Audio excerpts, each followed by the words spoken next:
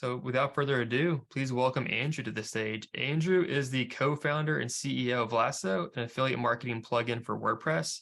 He started out as a data engineer for investment banks in New York and had such a keen interest in finance. He created a personal finance site, Listen Money Matters.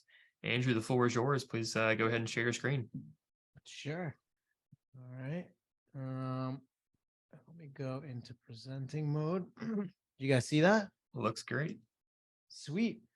The title is just a small one, how to beat massive competitors with a unique content approach. Hopefully I'm able to cash that check. So first, okay. So you kind of introed me a little bit, but spent a lot of time in data engineering. I'm obsessed with data, worked for a lot of cool companies. In that time, I started to build Listen Money Matters, which was my first site. And then as we learned keyword research, we found the opportunity for GiftLab and created that. And as we built, we wound up creating a bunch of automations and tools to monetize these sites. Eventually, my friends asked for it. So we packaged it, became Get Lasso. And really for the last 3 years, that's what I've been focused on, and mostly working with our customers, some of which who are like manyfold bigger than any of my sites have ever been. And it's been like a really great learning experience. I thought I was good at SEO until I talked to the real experts. And so my hope is to give some of those tips and tricks here. And so the question is like, how do you beat the giants? When I started building Listen Money Matters, or right before, I read this article from Corbett Barr called Write Epic Shit. And it literally changed my life because he said that if you create amazing things, it's Google's job to rank it at the top, and that's it. So create incredible things, Google will rank you, and you win. And in the beginning, I started doing that, and then I looked into like SEO and Google updates and I don't know, optimizing the theme of my site, and it was really distracting. But coming out on the other end, I realized that it's actually just great content. But I'm not going to teach you how to create great content. There are many people who have done that way better than I can. I'm going to assume that you've already created great content.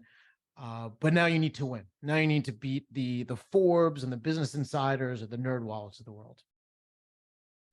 So how are we going to do it? I'm going to show you my zombie hack, my juice hack, the Peregrine Falcon hack, magic revenue hack, and the tools that I love that help me get there.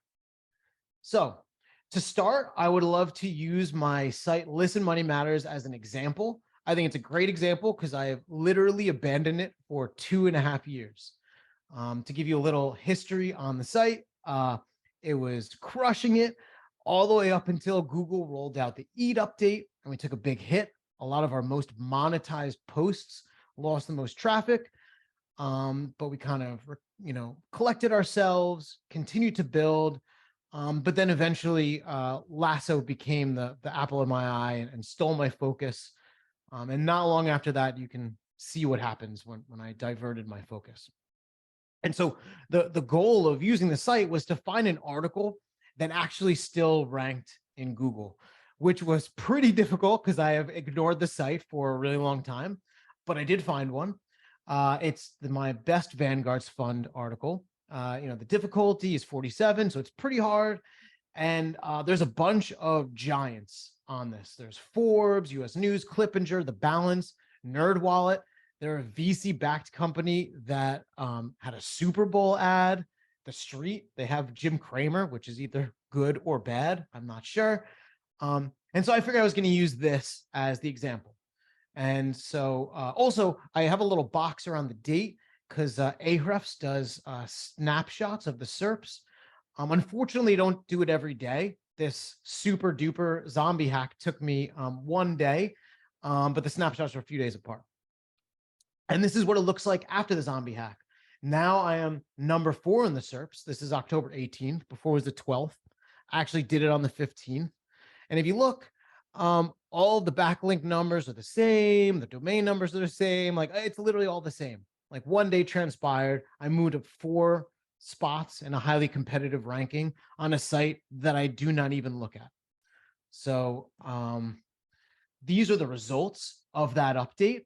I made the update on October 15th. So left is Search Console, right is Ahrefs, and immediately it tripled in traffic. Feel free to look it up. Feel free to steal all my keywords. I literally don't even use the site. But like, wow, like tripled in traffic. This zombie hack must be incredible. So what did I do? What was this amazing thing that changed the game? I literally did the least possible that I could do. I just changed the title. This is all I did to move up 4 spots in the rankings, beating NerdWallet. If we go back, there's NerdWallet in the dust. This is like a massive multi-billion-dollar company. And so I hope you're shook that this zombie site could come out of nowhere and literally crush giants. So let's keep going. This is another example. I blurred out a bunch of stuff. The top 2 sites are Lasso customers, so I didn't want to throw them under the bus. But all the other guys, I would like to throw under the bus, but if I gave you the actual URLs, you'd probably be able to figure out what the SERP was. It's a best SERP for a product that is expensive. One sale will make you a lot of money. And as a result, there is some serious competition. So besides the fact that the top 2 sites are Lasso sites, I just had to call out that 8 backlinker number 2, because if you follow me on Twitter, you know what I feel about backlinks. But I think the thing that really sticks out here is their domain rating, 55 and 31, low UR ratings, as compared to these huge sites. We have Food and Wine, Serious East, The Spruce, which is pretty hardcore. Wirecutter's on there under the New York Times domain. How are these guys beating everyone, especially with no backlinks? I mean, that's like literally ridiculous. Their articles are fresh. So the first 2 guys have updated it recently, and everyone else, we're talking about months since they last updated. And, that's it. That's all you got to do. Just update your post and you can beat everyone in the SERPs. It's super easy. Or is it even correct? I was curious what happened if we went back 64 days ago and looked at Food and Wine. I would expect them to be number 1 because they just updated their post, and they go back, they are number 1.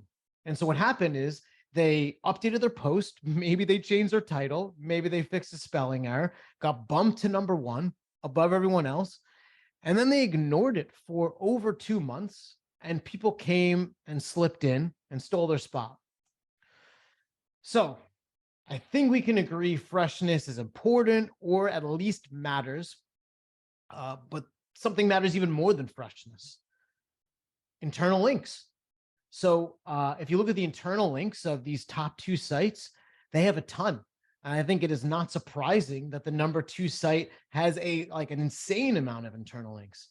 And it kind of drops off after that. And while the New York Times is an amazing domain and Wirecutter is legendary, they only built 1 internal link. And I bet you if they had 2 or 5, they would be much higher. But they're not. And if we, so far we know that freshness matters a lot, but are internal links important? That's one example. If we go back to the first example, the reason why my site that I haven't touched for forever was able to move so much so quickly is because no one built internal links to their pages. I mean, NerdWallet has 5 links, Vanguard has none, The Street has a lot, but 23 of those links are internal links behind a 301 redirect. So they changed the slug and they didn't flatten it. I'm not going to postulate anything, but I think that's very interesting. So again, freshness matters a lot, and internal links are very important. Possibly you should even flatten your redirects. All right, that's 2 things. What else? Which, by the way, those first 2 things are really easy to do. You change the title, change a number in the title, and add some links. So what else? We're insanely fast. You will first see something on the page in 379 milliseconds, and the total page takes 2.9 seconds to load. And take the numbers as numbers, but what I think is more important is this GTmetrix grade of an A, which shows holistically across all the performance attributes, how we rate and the structure. Very similar to ClearScope in that it's like a great way to compare like to like to see how you're doing. So let's go to Think with Google. They really believe that speed matters. Their own research shows that a second delay can reduce conversions by up to 20%. A page load from 1 to 3 seconds will increase the probability of bounce by 32%. And it's so important that you could actually have over 100% bounce rate as per Google if your page is slow. So it's pretty important. And over here, we have the average speed index of a bunch of different sectors. And as you can see, it's pretty slow as compared to this best practice line in the middle, which is about 3 seconds. And so everyone's doing generally pretty bad. And so if you can get to this best practice line, or God forbid, better than that, you're doing really well. So if you look at the best Vanguard fund example, here I am, grade A, 2.9 second load. Clippinger took almost 43 seconds to load. D, Forbes did pretty good, but the Balance huge site, 25 seconds. NerdWallet, almost 32 seconds. D, so D, D, E, B, E. These giants are so slow. They're like ridiculously slow. And it's not like Google haven't told us in uncertain terms for years how important speed is. And if we look at example 2, first just pause and look at how few backlinks there are for that second item. But the two guys at the top, 1.1 second A, 4.5 second A. And as you go down the list, we have C's, D's, 15 seconds, 24 seconds. It's really bad. That's really bad. They should be embarrassed. I'm embarrassed for them. And so how do you get fast like a falcon? I don't have time in this presentation to lay it out for you. I did write an article on how to use Cloudflare for free to make your site insanely fast. Again, you could pay them $0 and achieve 80% of the results. If you have used a computer before, it should take you about 15 minutes. If you've never used a computer before, I'd expect about 30 minutes to implement this. And I would say by far, this will be the highest ROI thing you do this year if you do this. And you should really do this. So, okay. Freshness matters a lot.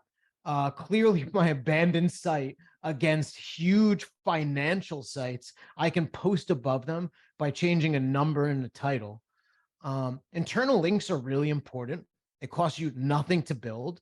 Everyone's worried about links from other people's sites. Well, if your site's valuable, the links from your site to your own articles is also that valuable.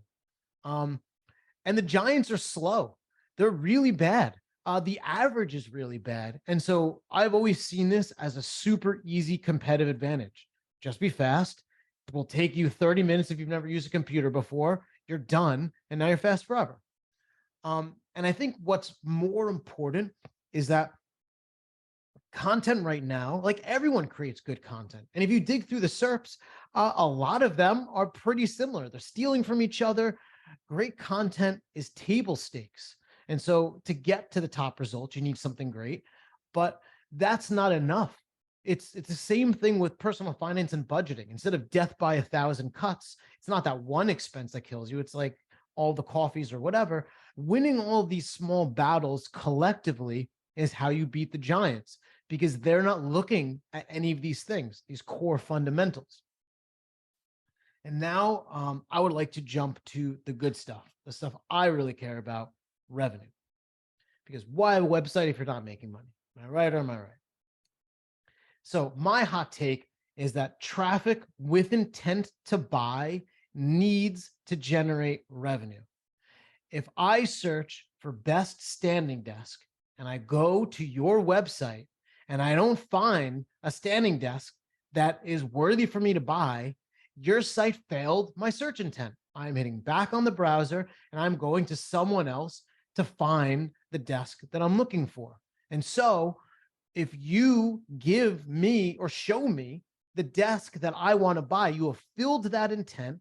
You are servicing the need that people went to Google for. And so you will rank. And so for these highly monetized terms, earning money is a good way to prove that your article is valuable. It starts with the SERPs. You need to attract more clicks. This is your billboard on the internet. You can't convert more people on your site if they don't even arrive. And the size of the billboard matters. If you look at Wirecutter, again, a storied, incredible site, they kind of like set the tone for affiliate marketers, how to review products. They don't do any of this. And so one, it's not shocking that they rank below Tech Radar, but they're not going to pull my click as much as Tech Radar. They have pros and cons in there.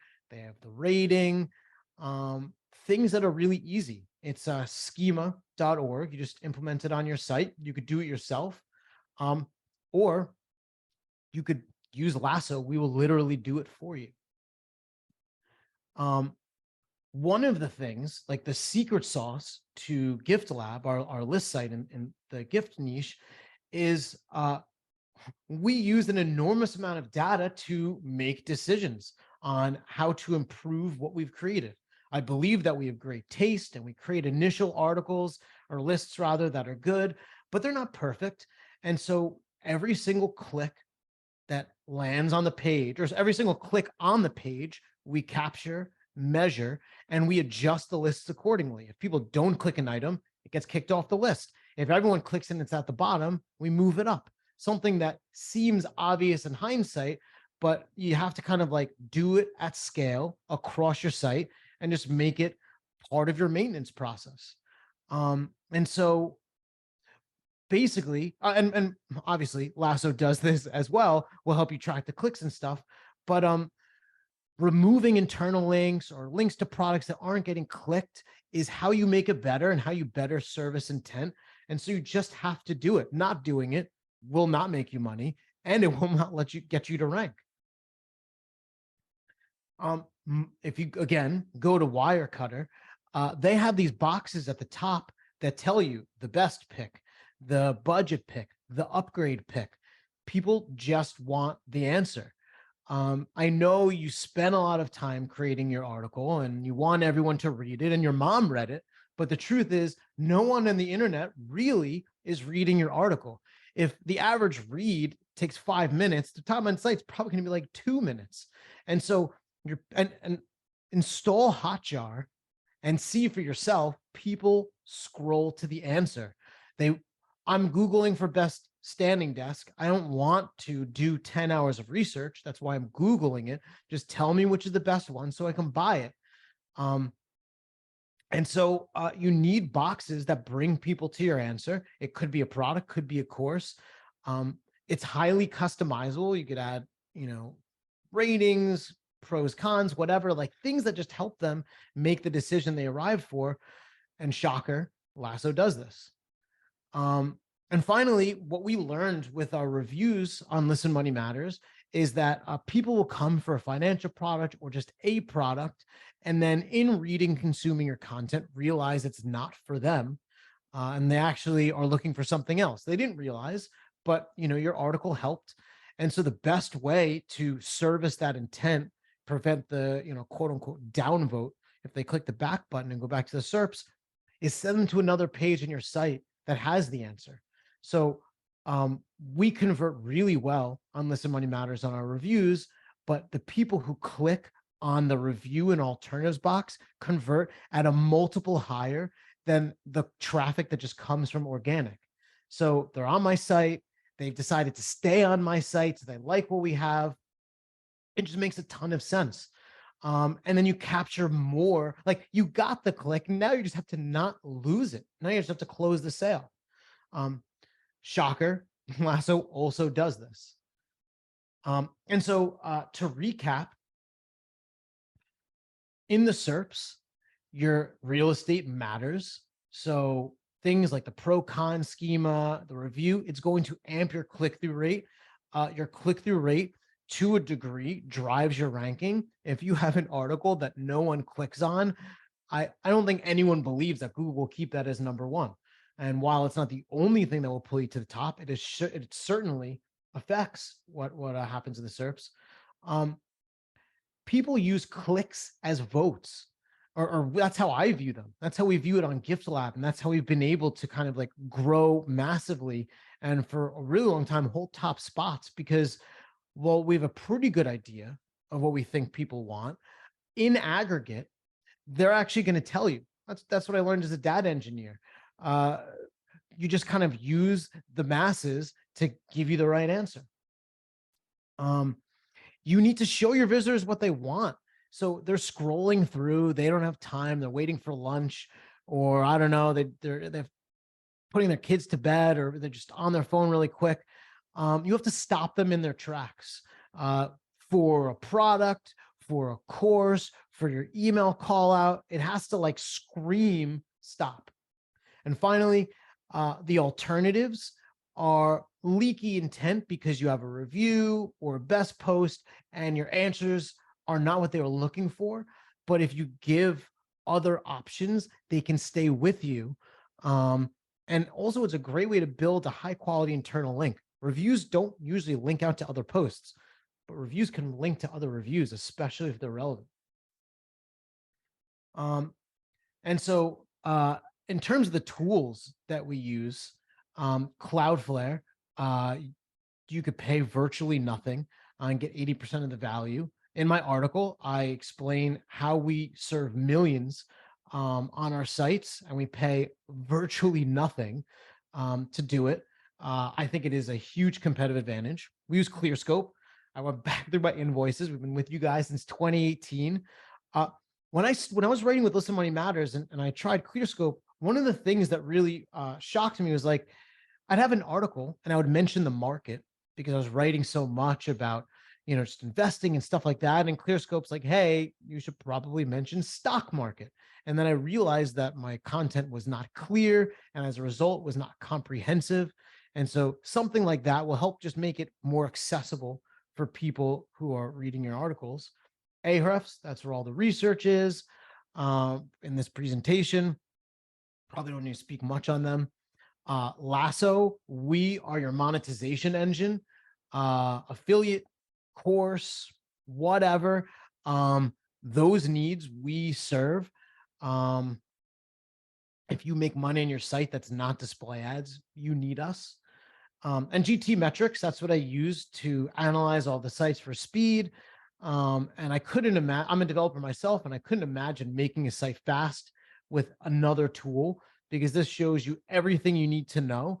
Because again, like most things, like winning the SERPs, it's the small battles, it's the details that matter. And it's, death by 1,000 cuts when it comes to speed. So that's what I got. But if you liked any of this, or, Lasso seems interesting to you, if you DM me on Twitter, I will give you, say you came from the ClearScope webinar, I'll give you 25% off your first year. Just tell me what you loved. Tell me you hated the webinar. Like if you just DM me and be like, Andrew, I found you from the ClearScope webinar and it was the worst webinar I've ever attended, I'll still give you 25% off. But if you're not on Twitter, or you just hate Elon Musk, you can go to getlasso.co. There's a little intercom chat bubble, click it. And then just be like, Andrew, worst webinar ever. Give me free money. I'll hook you up. And we'll work with you to make sure that your site is earning money. And that is the long and short of it. Thank you, guys. And I'd be happy to answer any questions anyone has. Awesome. I appreciate that, Andrew. We do have a couple of questions, a couple around internal links. First one would be, how do you quickly see how many internal links your competitors have? In Ahrefs, there is a report. It's called internal backlinks. But the funny thing is it probably because it's used so infrequently, almost every time you load it, it'll say data not available, come back in a second. And you'll literally need to aggressively refresh until the data is available. And so it took a bit of time to get all of that information, but it's there and Ahrefs will tell you. Awesome. And then how do you manage your internal links? Do you use like a tool, or you just kind of maintain a spreadsheet of your internal links and anchor text? How do you kind of manage that at Get Lasso and your other sites? As part of the creation process, we use a super sophisticated way of Yoast Premium. They have a total of links that you've built on your site. It's really lean. And so as we're kind of working, we look at that. But when we're looking for opportunities, and we look at our competitors or at a SERP, then we'll go to Ahrefs. And we'll look at like the type of backlinks that we've built. Like, are they even good? I'm sorry, not backlinks, type of internal links. Are they even good? The type of internal links they have. The thing is, you can control your internal links. And I believe, or at least in my experience, good internal links are more valuable than backlinks for us. Maybe we're just a rare bird. I have a question from Daniela. She said, most of the time clicks increase when they update content. However, once in a while, clicks go down. Do you have any theories on why? Clicks in the SERPs go down? Yes. So if sometimes like Google is basically like the biggest A/B test that's ever been happening. I mean, one article ranks for an untold amount of keywords. Ahrefs doesn't even have the full story. And so they're split testing against tons of sites all over the place. And maybe they tried someone else at the top. And the good news is if you lost it and got back, they thought you were the best. So they put you back there. Awesome. And then Tyler's got a question. What's the benefit of using Ahrefs compared to, like, say, SEMrush or Moz? I was going to say this in the presentation. My wife was like, don't say this. But Ahrefs data is wrong. If you run a website and look at their traffic data, it almost certainly doesn't match your traffic data. And if you hook up Google Search Console to Ahrefs to your site, their traffic data will still not be correct. The keywords will not be correct. The rankings will not be correct. And I remember when I was first working on sites and I was talking to a friend and he was like bringing that up. My past life as a data engineer, the actual number doesn't matter because directionally it's correct. And so directionally, they're both correct. I actually think SEMrush has a lot of really cool tools, like their link neighborhood tool that'll show you essentially if there's a private blog network, which is better. I think they're both equally good, but I will say that I've been falling in love with SEMrush lately. Awesome. And another question is from Bernard. Do you have an opinion about quantity versus quality of internal links? For example, does an internal link from a page that's performing well in a search already matter a lot more? So you guys had Kevin Indig on a few weeks ago. His blog is awesome. And when you go to one of his articles and you read it, the internal links literally scream that they need to be open in another tab. They are so insanely relevant, so insanely useful. That is an internal link. A related reading at the bottom of a post, that's like an internal link. That's like, a level 1 internal link. Kevin does like level 10 internal links. And so not all created equal. And I don't believe that an internal link matters if it's from a ranking article or an unranking article. I think the quality of the link in its placement and like the tightness of relevancy between the content matters so much more. I think we get caught up in the numbers of search. We forget that people are the ones that we're creating for. Good point. And then another question from Tyler. How do you validate your keywords so you're not wasting your time writing articles that aren't going to get enough search volume? Is there a way to do it with free tools? Yeah. So this was originally part of the presentation. I went a different way. All of my sites, and I think you'd be crazy to do it otherwise, were built bottom up. We go 0 keyword difficulty, 0 volume, like places no one is looking, and we build the foundation. And then we go into progressively more competitive areas. We avoid head terms like quote unquote affiliate marketing.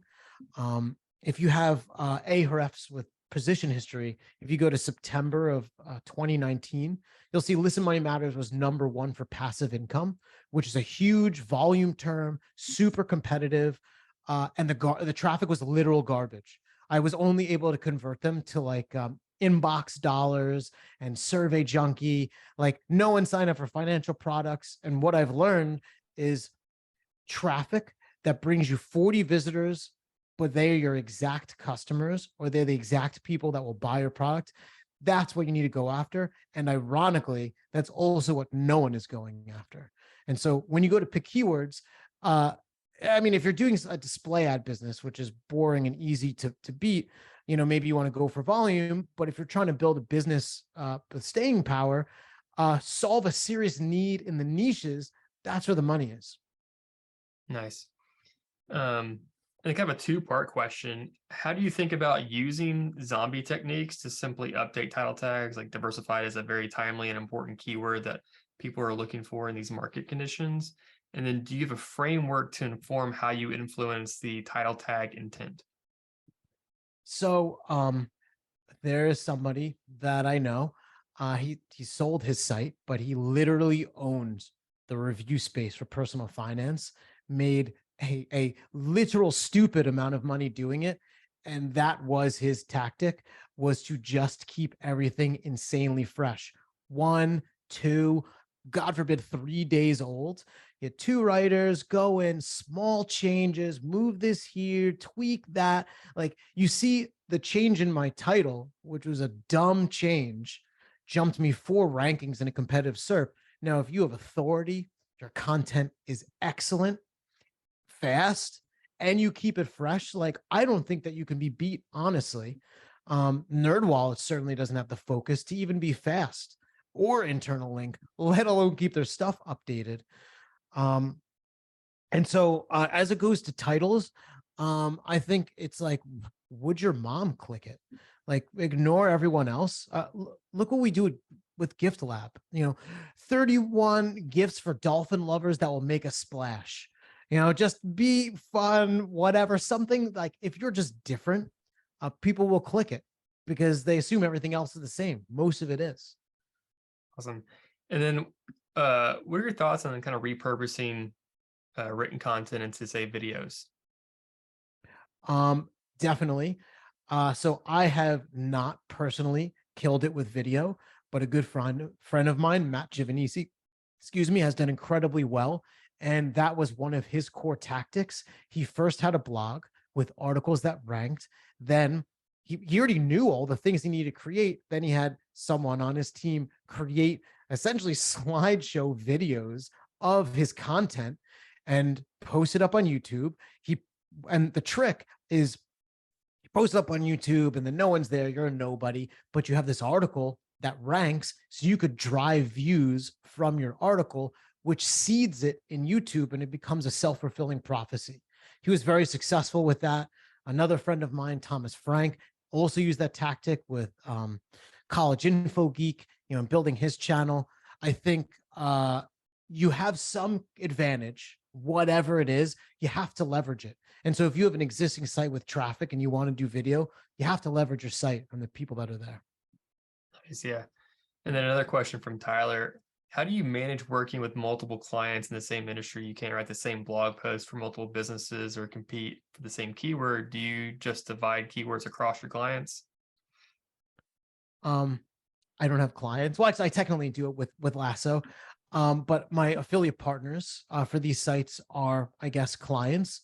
One, I think posting up a review is a easy land grab. You're literally monetizing their brand traffic. Like ClearScope has spent an enormous, untold amount of time building up the name ClearScope to something you recognize. And if I rank for ClearScope review, you probably already want to buy ClearScope. And I literally just stole the sale from them. So as an affiliate, that's a pretty good strategy. Then you kind of move to the best topics, alternatives. So I won't say the alternatives to ClearScope on the webinar, but they should do blah, blah, blah alternative. and then they're of the answers. And so, if you were searching for how do I punch my content up to the next level, maybe multiple products like ClearScope fit that category, and you could show all of them in the post. That's fine. But I don't think that will be the bread and butter. Points. And then do you think there's a minimum difference in content that Google needs to see for them to respect that your content is refreshed? No, but I'm a developer, and so I spend a lot of time on GitHub. I'm not sure if you know what GitHub is, but it looks very similar to the title screenshot I gave you, and then it has red for things that are removed, green for things that are added.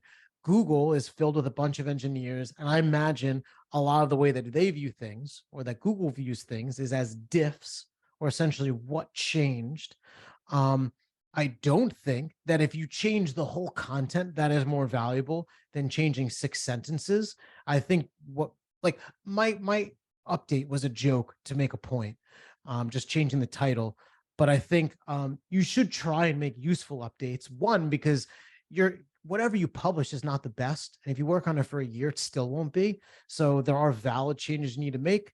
But I don't think you need to kill yourself over it. Nice. And then what are your thoughts on AI generated content? I mean, it's hot garbage. Google's already penalizing it.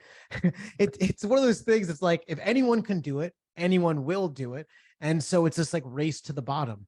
I think what's exciting is when you find something with no competition, and you should avoid competition. Competition is tough. And so if everyone's doing it, if everyone wrote an article on how many eyes does a horse have, one, you can't really add to the conversation. It's just a waste. So and if you have you ever read an AI article? I mean, they're pretty good for a computer. They're pretty bad for like a book report of a third-year-old, like a third grader. They're really bad. I just think at the end of the day, like if we were to fast forward 5 years, people who will actually still read are going to want to read human ideas with stories, things that engage them. Computers, as far as I understand, can't tell stories of their past with, good anecdotes. Interesting. Yeah. And this might be the last question. What are some black hat things you can share that's worked for you or friends? I mean, I think updating just the title is perhaps black hat. That's like literally me being a dick to prove a point. I've never built links, but what I can tell you is if you start a podcast like I did, those are link magnets. What happens is you have this feed that things subscribe to, people subscribe to, robots subscribe to. You just like automatically collect links. And so the fact of the Listen My Matters podcast living on listenmymatters.com generated a ridiculous amount of links.